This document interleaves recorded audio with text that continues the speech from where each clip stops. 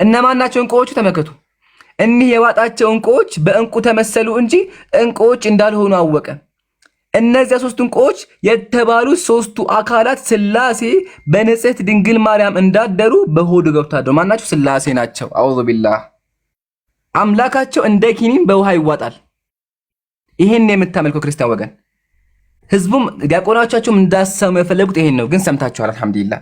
ይሄን ተመልከቱ። አምላካችሁ እንደ ባቄላ ይበላል።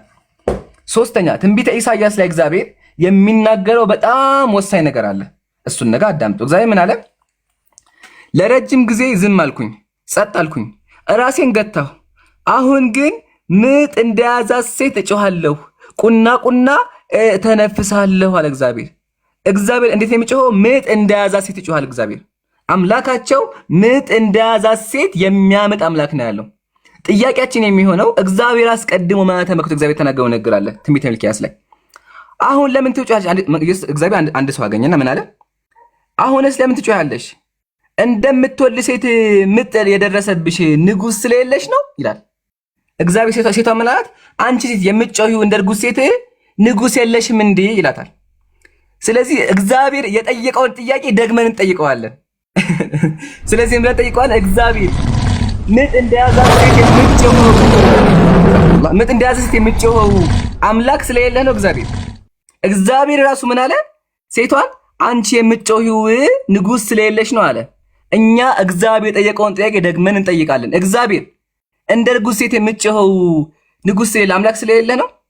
እንደ ርጉዝ ሴት የሚጮህ አምላክ የሌለው ደካማ የሆነ አካል አለ መጽሐፋቸው እንደሚናገረው። ይሄን ነው የፈሩት አጀማ፣ ይሄን ነው የፈሩት። ኢቭን ነቢያቶቹ ራሱ እግዚአብሔር አልሰማ ብሏቸው እግዚአብሔርን ሲቀሰቅሱት ነበር ከእንቅልፍ። ተመልከቱ፣ መጀመሪያ መዝሙረ ዳዊት ተመልከቱ። እግዚአብሔር ከእንቅልፍ እንደሚነቃ ተነሳ፣ የወይን ስካር እንደተወው እንደ ኃያል ሰው አለ። እግዚአብሔር ከእንቅልፉ እንደ ሰካራም ሰው ተነሳ፣ እንደ ሰካራም ሰው ተነሳ ይላል። አምላካቸው እንደ ሰካራም ሰው ይነሳል።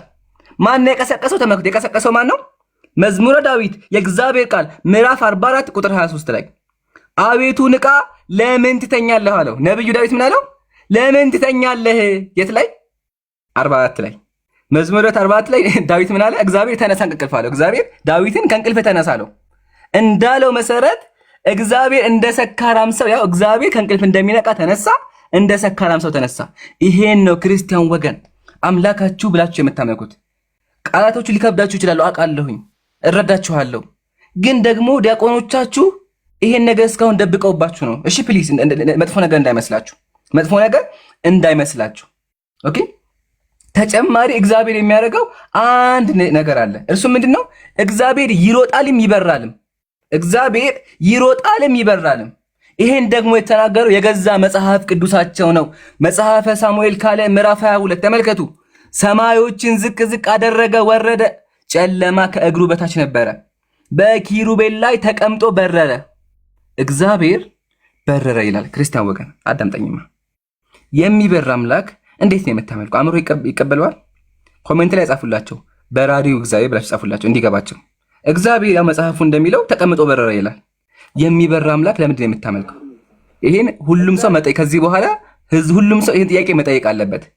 በራሪ እግዚአብሔር እንዴት ይመለካል? ያው መልአክ ላይ ሆኖ ተቀምጦ በረረ የሚለው ተቀምጦ የሚበር አምላክ እንዴት ነው አምላክ የሚሆነው? ይሄ ደግሞ እንዳይክዱት መጽሐፍ ቅዱሳቸው ነው። መጽሐፍ ቅዱስ መጽሐፈ ሳሙኤል ካለ ነው እግዚአብሔር በረረ የሚለው። የሚበር አምላክ ሱብሃንአላህ። አምላክ በረረ ሲባል በጣም ይገርማል። ከዚህም አልፎ እግዚአብሔር ሰዎች ጋር እደባደባለሁ ይላል። እግዚአብሔር ሰዎች ጋር እደባደባለሁ። ተመልከቱ፣ ልጇ እንደተነጠቀበት ድብ እገጥማለሁኝ፣ የልባቸውን ስብ እቀዳለሁኝ፣ በዚያም እንደ አንበሳ እበላቸዋለሁ። እግዚአብሔር ምን አለ? እንደ አንበሳ እበላቸዋለሁ አለ። እግዚአብሔር ይበላቸዋል። እሺ ችግር የለን፣ ይሄን ባላየን እንለፈው። ግን እግዚአብሔር ምግብ በልቶ ያውቃል? እንዲያጀማ በደንብ ያውቃል። ያውም ደግሞ በጣም ብዙ ምግብ። ላሳያችሁ፣ እሱ መሰረተ ላውጣላችሁ። አንዴ ታገሱ። ያው ተመልከቱ፣ ሰይፈ ሥላሴ ሰይፈ መለኮት። ያጀማ አዳምጡኝ። እግዚአብሔር አስካሪ መጠጥ ጠጥቷል፣ ዳቦ እንጀራ በልቷል።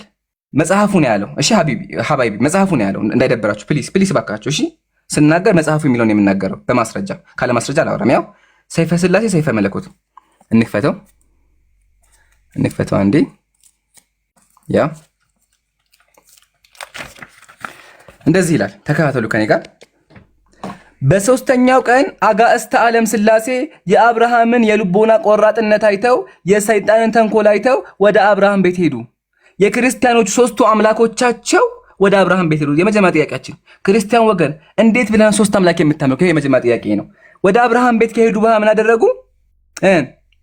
አብርሃም በደጁ ተቀመጠ። በተመለከተ ጊዜ ወደ ቤቱ እየሮጠ ገብቶ ለሚስቱ እንዲህ አላት፣ እህቴ ሳራ ሆይ እነሆ የከበሩ አረጋውያን 3 እንግዶች መጥተዋል። እንግዲህ ፈጥነሽ እንጀራ ቁጠሩ ኮሜንት ላይ እንጀራ ወጡን፣ ጥሩውን ጠላ፣ እንጀራ ወጥ ጠላ፣ መልካሙን ጠጅ አዘጋጅ፣ እኔም የወይን ፍሪዳ አርዳለሁኝ አለ።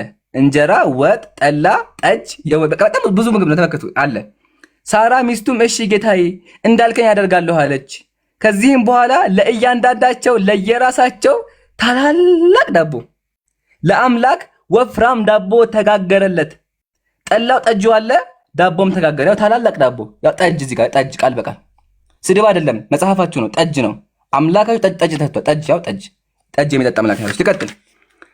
እሺ በዚያ ጊዜ የአብን እግር ማጠብ ጀመረ። አብን ካጠበ በኋላ ወልድን መንፈስ ቅዱስን ታጥበው አገኛቸው። አምላክ እግሩን ታጠበ። ከዛሳ በዛ ጊዜ ማዕዱን በገበታ ሰርቶ ወይኑን በማድጋ ቀድቶ አቀረበላቸው። እስኪጠግቡ ድረስ በሉ። ሱብሃንአላህ። ነዑዙ ቢላህ። ክርስቲያን ወገን አየህ፣ አምላክ የምትለው አካል ምን እያደረገ ነው ያለው?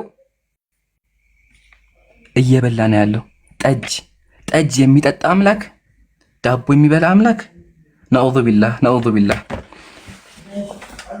ተመልከው፣ እንደ አምላክ የምታያቸው አካላት ደግሞ ምን እያደረጉ ነው ያሉት? አስካሪ መጠጥ እየጠጡ ነው ያሉት። አስካሪ መጠጥ የሚጠጣን አምላክ እንዴት ነው የምትከተለው ወገኔ? ያው መጽሐፉ ነው ያለው። ፕሊስ እባካችሁ ንቁ። ያው መጽሐፉ ያው ጠጅ ጠላና ጠጅ ጠጡ